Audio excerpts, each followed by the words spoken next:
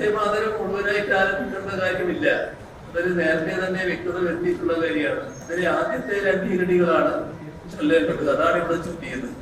ആ ചൊല്ലിയതിന് പിന്നെ മറ്റു തടസ്സങ്ങളില്ല.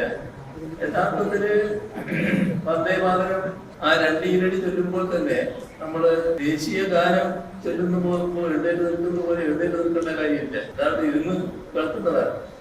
പക്ഷേ എഴുന്നേറ്റ് നിന്നാണ് എല്ലാവരും അത് കേട്ടത്. അത് ഞങ്ങളും പിന്നെ എഴുന്നേറ്റ് നിൽക്കാന്ന് വെച്ചു. അതാണ് പൊതു സമീപനത്തിന് വ്യത്യസ്തമായിട്ടാണ് നടന്നത്. ഞാൻ 2 ഈരടി ചൊല്ലാന്നുള്ളത് നേരത്തെ തീരുമാനിച്ചിട്ടുണ്ട്.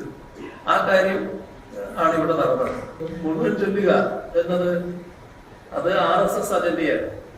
ആ RSS അജണ്ട നടപ്പാക്കേണ്ട ബാധ്യത നമ്മുടെ കേരളത്തിലില്ല.